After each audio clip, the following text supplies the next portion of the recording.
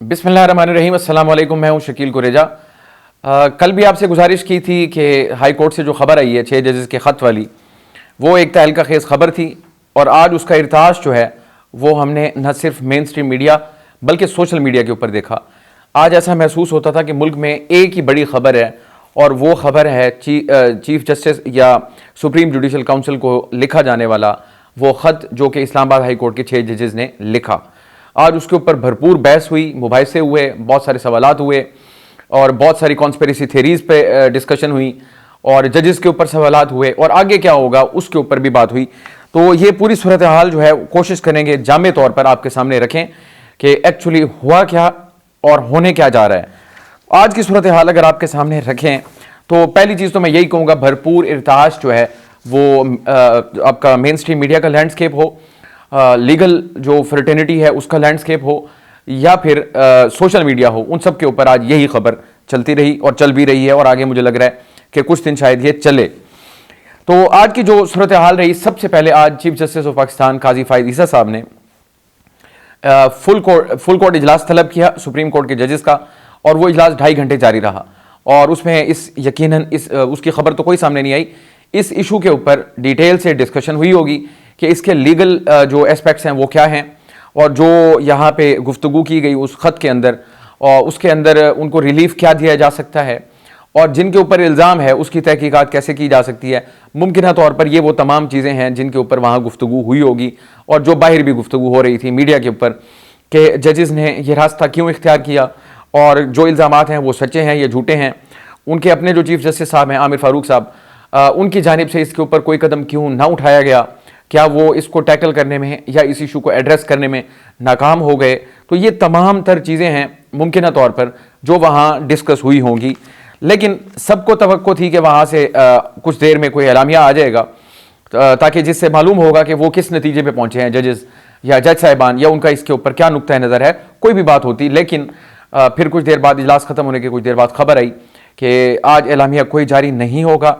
उसकी वजह यह है कि ये जो इजलास है फुल कोर्ट का इजलास, मैं बता दूं सुप्रीम कोर्ट के तमाम जजेस उसमें बैठते हैं और जो इशू अंडर डिस्कशन होता है उसके ऊपर वो गौर खौज करते हैं, जो मामला होता है उसको देखते हैं आगे कैसे लेके चलना है, आया इस पर जुडिशल कमीशन बनेगा या कोई कमेटी बनेगी या इसका क्या तरीक़ाकार होगा, उसकी जो मोडेलिटीज़ हैं उनको तय किया जाना होगा। अब उसके बाद खबर आई कि अब ये इजलास कल दोबारा होगा एक सिटिंग और इससे जुड़ी हुई एक अहम खबर जो आई सामने, मैं उसको बड़ी खबर कह रहा हूँ। वो खबर ये है कि कल चीफ जस्टिस ऑफ पाकिस्तान जो हैं उनकी मुलाकात होने जा रही है वज़ीर आज़म से। मुलाकात के अंदर टोटल 5 लोग मौजूद होंगे, वज़ीर आज़म साहब और चीफ जस्टिस ऑफ पाकिस्तान ये तो हैं ही हैं और चीफ जस्टिस के साथ जो हमारे सीनियर प्यूनी जज हैं सैयद मंसूर अली शाह साहब वो भी मौजूद होंगे, यानी वो आने वाले चीफ जस्टिस हैं पाकिस्तान के, वो इस मुलाकात में मौजूद होंगे। जबकि इधर से हुकूमत की तरफ से वज़ीर कानून मौजूद होंगे और अटर्नी जनरल ऑफ पाकिस्तान जो हैं वो मौजूद होंगे। और यहाँ आपको मैं ये बता दूँ, अटर्नी जनरल ऑफ पाकिस्तान जो हैं वो अदलिया और हुकूमत के दरमियान आप समझ लें एक ब्रिज होते हैं, क्योंकि बहुत सारे कानूनी मामलात होते हैं। तो ये अटर्नी जनरल को कहा जाता है chief law officer of the government, जो ये हुकूमत के जो सबसे बड़े वकील होते हैं उनको अटर्नी जनरल कहा जाता है। तो ये 5 लोग वहाँ पर मुलाकात करेंगे और यकीनन इसी के ऊपर होगी और ये मुलाकात कल दिन 2 बजे होगी और सुप्रीम कोर्ट बिल्डिंग में होगी। अब सवाल ये है, मेरा उस पर नुक्ता नज़र ये है कि अगर तो ऐसा होता है कि ये जो इजलास हो रहा है फुल कोर्ट इजलास, अगर उसका एलामिया इस मुलाकात से पहले आ जाता है तो ये बहुत अच्छा होगा, जिसके इम्कानात अगरचे बहुत कम है। और अगर ये जो सुप्रीम कोर्ट की ये जो फुल कोर्ट इजलास है उसका एलामिया मुलाकात के बाद आता है तो फिर सूरत हाल बिल्कुल डिफरेंट होगी।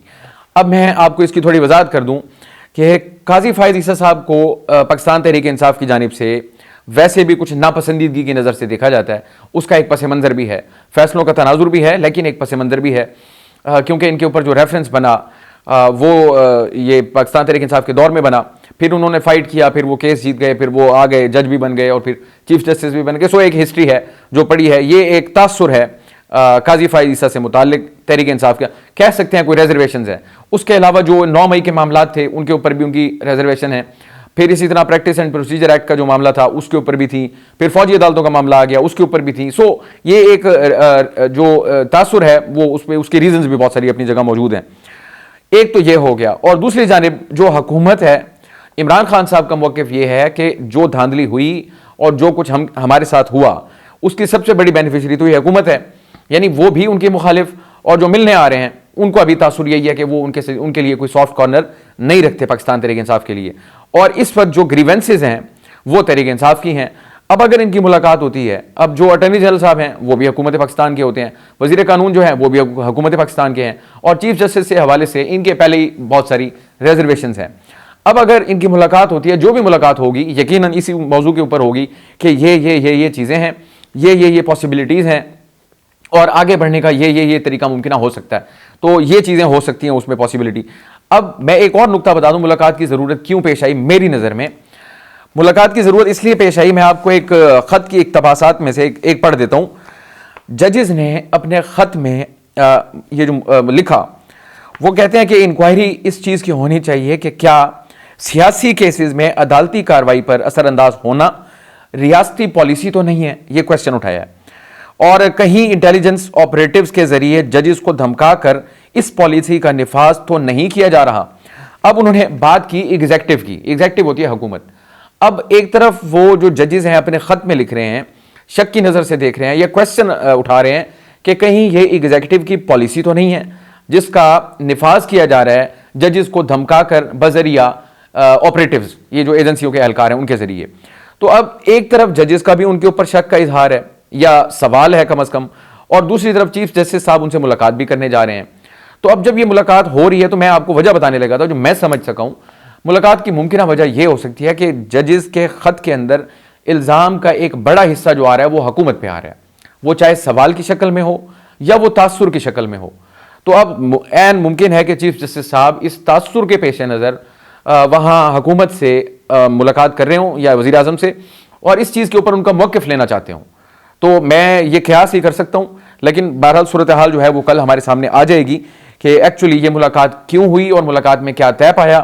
फिर उसके बाद मुमकिन तौर पे जो इजलास है, जो कि आज जैसा बताया गया कि कल फिर इजलास होगा इसी सुप्रीम कोर्ट के, यानी फुल कोर्ट इजलास जो होगा, फिर उसके बाद एलामिया आएगा, तो उससे हमें अंदाज़ा होगा कि आगे सूरत हाल किस तरफ जा सकती है। पॉसिबिलिटीज़ दो तीन हैं।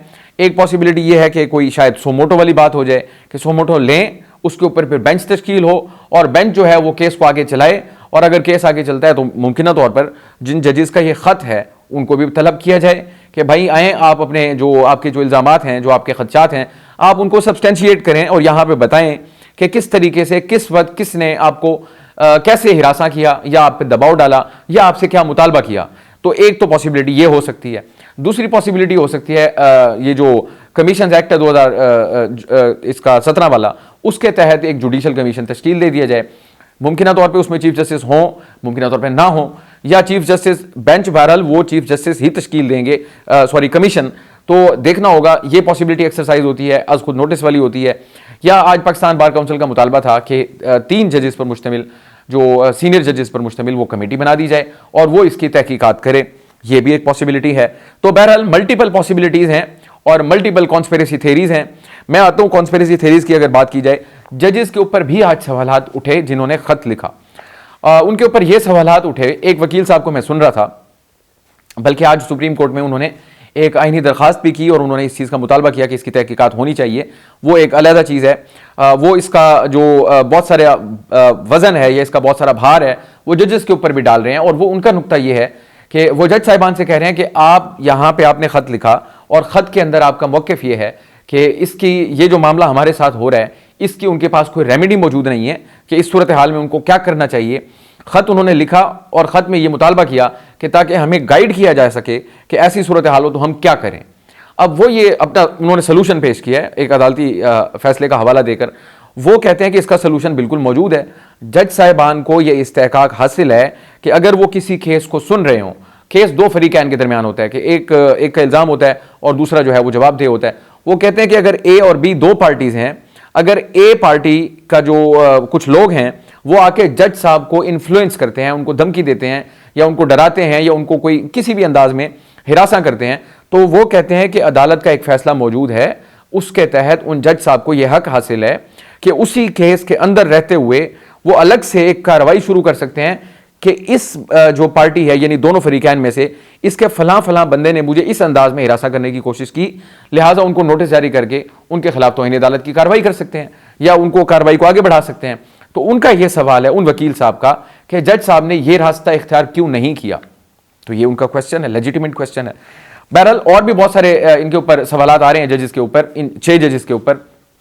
कुछ लोगों का इल्ज़ाम है कि इनका ये इल्ज़ाम है, कुछ इनका इल्ज़ाम है कि उनका सॉफ्ट कॉर्नर है पीटीआई की तरफ और वो उनको सपोर्ट कर रहे हैं। इस वक्त सूरत हाल ऐसी बनी हुई है, माहौल बना हुआ है, तो वो जो उनके बयानियों को तकवीयत देने के लिए ये उनकी तरफ से ये इकदाम उठाया गया। ये पॉसिबिलिटीज़ हैं, ये कॉन्स्पिरेसी थेरीज हैं जिनके ऊपर डिबेट और डिस्कशन हो रही है और होती रहेगी ता वक्त कि इसके ऊपर कोई हतमी फैसला ना आ जाए। तो जजेस के ऊपर भी इल्ज़ाम लगाया। अब देखना होगा कि क्या कहीं कल जजेस भी कटहरे में तो नहीं आएंगे। ये सूरत हाल वाज़ेह होगी जब तक सुप्रीम कोर्ट का ये इजलास किसी नतीजे पे नहीं पहुंचता कि आगे कल अमल वो क्या इख्तियार करने जा रहे हैं। लेकिन जो मुलाकात है मेरा उसके ऊपर नुक्ता ये है, वज़ीर आज़म की और चीफ जस्टिस की जो मुलाकात है, मेरा उस पर मौक़िफ़ ये है कि अगर एलामिया इस मुलाकात के बाद आता है तो फिर ये पूरी सूरत हाल को मशकूक बना देगा। मशकूक इस तरह बना देगा, मैंने आपको बताया कि चीफ जस्टिस साहब के बारे में जो पीटीआई का तासुर है उनके बहुत सारे खदशात हैं। हुकूमत को वो समझ रहे हैं इमरान खान साहब कि वो जो उनके साथ जुल्म हुआ, जो उनके साथ केसेस हुए और जो कुछ वो भुगत रहे हैं और जो 9 मई के बाद हुआ, उस सब की बेनिफिशरी ये हुकूमत है। तो वो उसको भी अपना सियासी मुखालिफ तो वो है ही, वो भी मुखालिफ। अगर 2 मुखालिफ मिलकर एक ऐसा फैसला करेंगे, जो भी आए, बेशक वो दरमियानी रास्ता ही क्यों ना निकला हो, लेकिन वो तहरीक इंसाफ की नज़र में और एक आम आदमी की नज़र में मशकूक हो जाएगा मामला। बहुत बेहतर होता कि जज साहिबान की जो मीटिंग है, जो इजलास है फुल कोर्ट, उसका एलामिया आ जाता और फिर उसके बाद मुलाकात होती। लेकिन अगर उनकी जानिब से ऐसा अमल किया जा रहा है तो यकीनन कोई हिकमत पे ना होगी, और वो जब एलामिया आएगा तो हम देखेंगे उसमें क्या हिकमत पोशीदा थी। तो ये तो खैर आने वाले टाइम में हम इसको देखेंगे। अब इसके ऊपर पॉलिटिकल डिबेट भी बहुत सारी हुई। 2 चीज़ें मैं आपके सामने रखूंगा। इस वक्त जो सूरत हाल ये वाली बनी हुई है 6 जजेस वाले मामले के ऊपर, इसको सेलिब्रेट कर रही है पाकिस्तान तहरीक इंसाफ, और वो भरपूर दिफा कर रही है जजेस का, उनको सल्यूट भी कर रहे हैं। और बहुत सारे लोगों को मैंने सुना उन्होंने उनको सल्यूट किया, बल्कि बैरिस्टर गौर साहब ने कहा कि जिन 6 जजेस ने खत लिखा है उनकी और उनकी फैमिली की सिक्योरिटी का जो बंदोबस्त किया जाए, इंश्योर किया जाए कि उनको कहीं कुछ हो ना जाए। तो ये वो अपना कंसर्न शो कर रहे हैं। इसका मतलब यही होता है कि वो उनके साथ सॉलिडारिटी शो कर रहे हैं और वो उनके साथ खड़े हैं और वो उनके मौक़िफ़ को दुरुस्त समझते हैं। लेकिन अब दिलचस्प सूरत हाल ये है कि दूसरी तरफ नून लीग जो है, पूरी नून लीग तो नहीं, लेकिन इरफान सिद्दीकी साहब जो कि नवाज शरीफ के बड़े करीबी हैं, उनका मौक़िफ़ बिल्कुल अपोजिट है। वो इसके अंदर सियासत तलाश कर रहे हैं। उन्होंने आज वाज़े उसका एक टॉक शो के अंदर उसका इजहार भी कर दिया, और वो ये कहते हैं कि उनका, मैं मफहूम बता देता हूँ, ये मेलाफाइडी है और जजेस जो हैं उनका ये ख़त सियासत पर मबनी है और इसके ज़रिए उन्होंने सियासत करने की कोशिश की। और उनका सवाल ये है कि जिस वक्त शौकत सिद्दीकी के साथ ये मामला हुआ और उन्होंने वो सब कुछ बताया, तो ये जजेस उस वक्त कहाँ थे? बिलखुसूस मोहसिन अख्तर कियानी साहब का उन्होंने हवाला दिया कि वो तो उस वक्त मौजूद थे यहाँ पे, तो वो उस वक्त क्यों उन्होंने अपनी आवाज़ इनके साथ शामिल नहीं की, वो क्यों उस वक्त चुप रहे? तो ये उन्होंने कहा कि ये तहरीक इंसाफ को एक ताकत का इंजेक्शन, एक किस्म का, मैं उनकी बात को इंटरप्रेट कर रहा हूँ कि ताकत का इंजेक्शन देने के लिए ये मामला जो है इस वक्त उठाया गया है, जबकि फौजी अदालतों का जो फैसला है वो करीब होने वाला है। सुप्रीम कोर्ट से केसेस जो है वो मुंतकी नतीजों को पहुंच रहे हैं, तो ऐन उस वक्त इनकी जानिब से ये धमाका कर दिया गया है। इसके पॉलिटिकल मोटिव्स हैं। ये इरफान सिद्दीकी साहब, यानी कि आप कह सकते हैं नून लीग का मौक़िफ़ है, जबकि तहरीक इंसाफ जजेस के साथ खड़ी है और वो उनको सपोर्ट कर रही है, उनका दिफा कर रही है, उनके ख़त का दिफा कर रही है, और वो ये कहते हैं कि जो उनका मौक़िफ़ था फैसलों से मुतालिक वो दुरुस्त साबित हुआ। अगर मैं इसको जोड़ दूँ, ये बनता है साथ कि इमरान खान साहब के केसेस को जिस अंदाज में चलाया गया, ये तो हम हाई कोर्ट की बात कर रहे हैं, जो लोअर कोर्ट के मामला थे या खुसूसी अदालत का मामला था, तोशा खाना केस लोअर कोर्ट में चला, फिर हाई कोर्ट आना जाना लगा रहा। इसी तरह जो इनका ये निकाह वाला केस था इद्दत के दौरान, उसको देख लें कितनी स्पीडी वो ट्रायल हुआ। फिर जो अदालत के अंदर, ये जेल के अंदर जो ट्रायल हुए, साइफर केस हुआ, 190 मिलियन पाउंड केस अभी भी चल रहा है, और इसके अलावा उनका जो दीगर जो केसेस थे वो सारे किस स्पीड में चले और किस अंदाज से हुए। अगर हाई कोर्ट की ये पोजीशन थी तो तहरीक इंसाफ इस हवाले से हक बजानिब है कि फिर उनके मौक़िफ़ में वज़न आता है कि अगर हाई कोर्ट के अंदर ये सब कुछ हो रहा था तो फिर लोअर कोर्ट जो है, जो नीचे की अदालतें हैं, उनमें क्या होता रहा होगा। तो उनके शकूक व शुबहात अपनी जगह, उनमें वज़न है, वो बिल्कुल वज़न से खाली उनको नहीं कहा जा सकता। तो ये तो थी पॉलिटिकल डिबेट जो आज इस फैसले के ऊपर नून लीग की जानिब से और तहरीक इंसाफ की जानिब से की गई। उमर अयूब साहब भी यही कह रहे थे कि ये जो कुछ होता रहा, इसने हमारे खदशात को और हमारी जो रिजर्वेशन थी उन सबको दुरुस्त साबित किया, और वो कहते हैं कि हम विंडिकेट हुए हैं, इमरान खान विंडिकेट हुए हैं, और ये जो भी मामला चलता रहा उसमें एक ही शख्स था टारगेट, और वो कैदी नंबर 804 था, और वो जनाब इमरान खान साहब बनी जो पीटीआई हैं। लेकिन मैं यहाँ एक दिलचस्प नुकता सामने रख दूँ, हर किसी का अपना अंदाज़ है इंसाफ का, सियासी जमातों की बात कर रहा हूँ, अपनी पसंद के जज हैं, अपनी पसंद का इंसाफ है और अपनी पसंद का निज़ाम इंसाफ है। जब शौकत सिद्दीकी की बारी आई थी उस वक्त ज़ेर इताब थी नून लीग, आपको याद होगा 2018 की बात है। वो जब बोल पड़े तो नून लीग जो थी उन्होंने उनको तो जैसे अपने सर पे उठा लिया और उनको माई बाप बना लिया, सब कुछ बना लिया। देखें जी, ये आज सच उगल के सामने आ गया, हमारे केसेस कैसे चले, किस तरीके से हुए। वो फैज़ हमीद वाली बात आपको याद होगी कि इनका जो इल्ज़ाम था शौकत सिद्दीकी साहब का कि उन्होंने मुझे कहा कि अगर ये फैसले ऐसे नहीं होते तो हमारी 2 साल की मेहनत ज़ाया हो जाएगी। इसके ऊपर एक पूरी कैंपेन बना ली नून लीग ने, लेकिन उस वक्त तहरीक इंसाफ इन चीज़ों को बाय करने के लिए बिल्कुल तैयार नहीं थी, क्योंकि उस वक्त सारा कुछ उनकी फेवर में हो रहा था और ज़ेर इताब नून लीग थी। अब आज आ जाइए, आज 6 जजेस ने लिखा और वो इस वक्त पीटीआई को सपोर्ट कर रहे हैं क्योंकि वो ज़ेर इताब हैं, तो वो इन जजेस के साथ खड़े हैं। जबकि नून लीग वो ये कह रही है कि ये सारा मेलाफाइडी है, यानी इरफान सिद्दीकी साहब की हद तक अगर मैं बात करूं तो वो कह रहे हैं मेलाफाइडी है और इसमें पॉलिटिक्स हो रही है, ऐसा कुछ नहीं है, इनको पहले बोलना चाहिए वगैरह वगैरह वगैरह। तो हर किसी को भाई, चाहे वो नून लीग हो चाहे वो पीटीआई हो, अपने मनपसंद जजेस चाहिए, मनपसंद फैसले चाहिए और मनपसंद जो है उनकी चॉइसेस हैं कि उस वक्त सही था नून लीग की नज़र में जो वो बोले वो सब कुछ दुरुस्त था और पीटीआई की नज़र में गलत था, और जो आज वो बोल रहे हैं 6 जजेस वो पीटीआई की नज़र में दुरुस्त और नून लीग की नज़र में गलत है। तो ये एक हमारी बड़ी अनफॉर्चुनेट रियलिटी है हमारे मुल्क की, हमारे सिस्टम की। इसको एड्रेस ज़रूर होना चाहिए। बार काउंसिल के ऊपर मैं आ जाऊँ, वो भी आज का एक अहम हिस्सा था और जो हमारी लीगल फ्रेटर्निटी है उसका बड़ा अहम हिस्सा होती है bar councils. Supreme court bar council और Pakistan supreme court bar association और पाकिस्तान बार काउंसिल, इनके एलामिये आए, उन्होंने भी तहकीकात का मुतालबा किया और जो सूबाई चारों हैं उनकी जानिब से भी इनकी इल्ज़ामात की और इन खतूत के ऊपर तहकीकात का मुतालबा किया गया है। लेकिन इसके अंदर एक अहम सवाल यह पैदा होगा कि अगर ये तहकीकात होती हैं तो जस्टिस शौकत सिद्दीकी को तो ये जजेस अपने खत के जरिए विंडिकेट कर रहे हैं। वो ये कह रहे हैं कि इनका मौक़िफ़ जो था, हम चाहते हैं कि उनके मौक़िफ़ की भी तहकीकात हों, तो उनको वो विंडिकेट करें। इसका मतलब ये होगा फिर जो अगर तहकीकात होती हैं तो उसका एम्बिट जो है वो बहुत बड़ा होगा। फिर शौकत सिद्दीकी साहब वाला मामला भी बीच में आएगा। फिर नवाज शरीफ साहब की जो केसेस, नवाज शरीफ और नून लीग और जो उस दौर में होता रहा वो भी शायद इसके एम्बिट में आएगा, और जो तहरीक इंसाफ के साथ हो रहा है या हुआ वो भी इसके एम्बिट में आएगा। जो इमरान खान साहब के हवाले से या पीटीआई के हवाले से रिसेंट फैसले हुए वो भी इसके एम्बिट में आएंगे। तो ये मैंने आपको कल गुजारिश की थी, एक तहलका है बहुत बड़ा और ये इतनी जल्दी निपटेगा नहीं, बहुत सारी चीजें इसके अंदर से निकलेंगी। और अगर वो इजलास होता है जिसका मुतालबा कल जजेस ने अपने खत में किया तो उसमें तो फिर सारे जजेस होंगे, और जब सारे जजेस होंगे और डिबेट इस चीज के ऊपर होगी, मदाखलत के ऊपर, तो फिर हो सकता है 10 जज और बोल पड़े और अपने इल्जामात सामने रख लें, लेकिन फिर उनको सब्सटेंशिएट करना पड़ेगा इल्जामात को अपने सबूतों के साथ।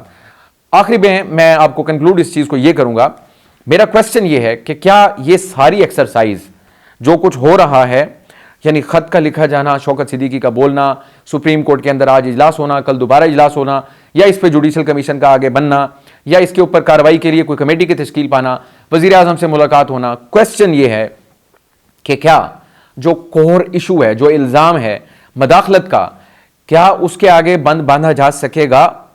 ये सबसे बड़ा सवाल है। इसका जवाब ढूंढने की मैं भी कोशिश करूंगा, आप भी कोशिश करें, और कल की जो डेवलपमेंट्स होंगी वो ज़रूर हम इस इशू के ऊपर आपके सामने रखेंगे। आप हमारी वीडियोस को लाइक कर सकते हैं और चैनल को ज़रूर सब्सक्राइब करें और अपना फीडबैक जो है वो कमेंट के ज़रिए हमारे साथ शेयर करें। आपसे कल मुलाकात होगी, इजाज़त दीजिए, अल्लाह हाफ़िज़।